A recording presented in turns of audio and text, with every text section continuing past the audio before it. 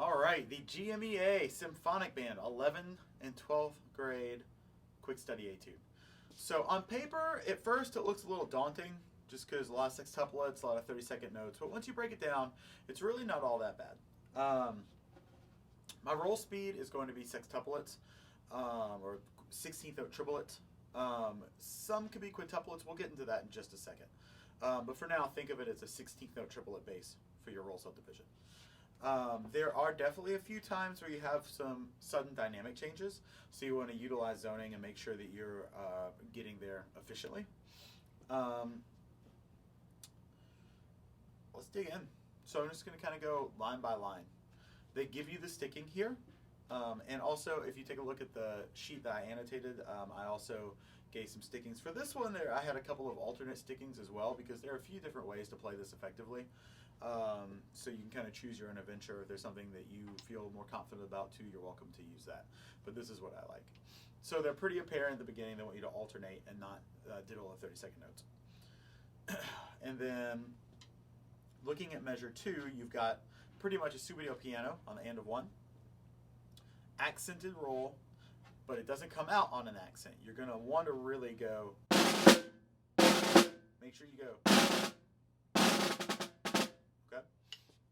Let's see what that sounds like.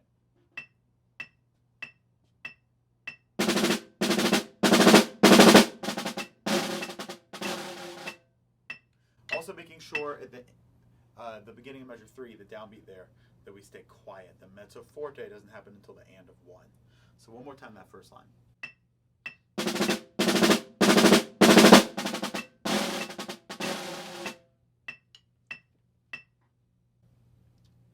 So, looking at line 2, measure 3 is at first is pretty similar to measure 1.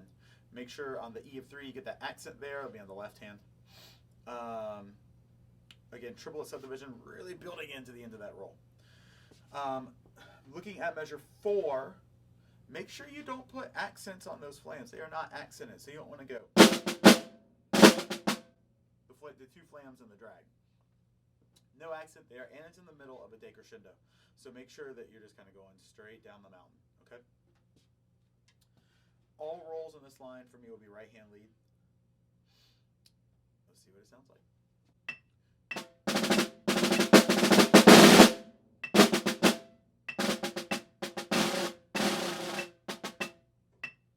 Okay. Looking at line 3. I'm going to start each of these sextuplet passages on my right hand. Watch out, you got the accents, but still within the crescendo there. Kind of being consistent there, so you can play just above and then come back down, but still make sure in the grand scheme of things we're going up. Accent on the last note, make sure that that speaks, okay? Then a long decrescendo over the next 2 bars. These 3 bars are really just a big swell, okay? At the end of measure 7, I'm actually going to start beat 4 on the left hand because I'm starting the roll on the right.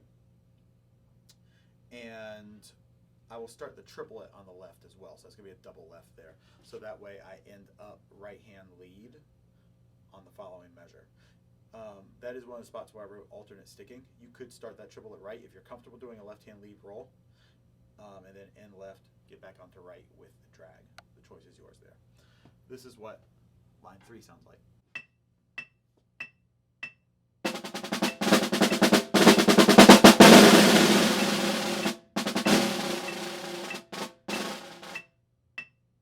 One more time.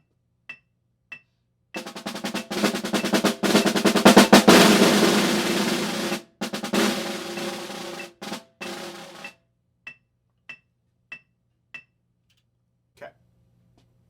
Last line. So I'm alternating right, left, right. So right, left, right, left, right, left. I'm not doing that one as a flam tap. You could. Just for the sake of continuity, I prefer to alternate. So right, right, left, right, left, right, left. Okay? Beat 3, those 2 flams I actually am doing double right. So beat 3 I'm playing right, right, right, left. For me personally, I can play double right flams. cleaner than what you call floppies, alternating flames. So that's just a better choice for me. Flam on the E of 4 will be left. Once we get to measure 10, we alternate. For the first 2 beats, big old crescendo there. So make sure you're covering a lot of ground, okay? Do not start it early. Then, when I get to the end, beat 3, I'm going right, right, left, right, left. That's a flam there. But so I'm alternating, starting on the drag. Make sure you play that last rhythm E-a and not E-and. 3, E, and then also giving all 4 of those accents equal weight. Okay, so this is what line 4 sounds like.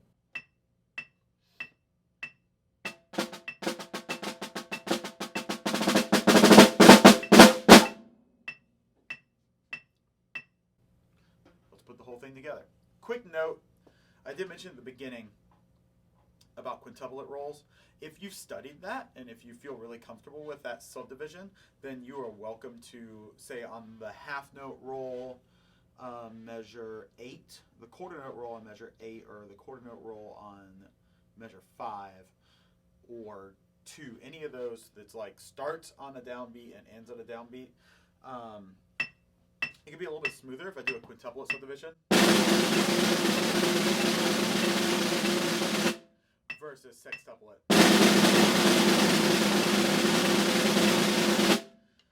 For the continuity of the hand's sake, based on how the etude is written, the sextuplet is going to feel better, but the quintuplet can be a little bit smoother if you're comfortable with that. If you haven't worked on that, I highly suggest that you do not do it right now when we're working a quick study. Here we go, whole thing.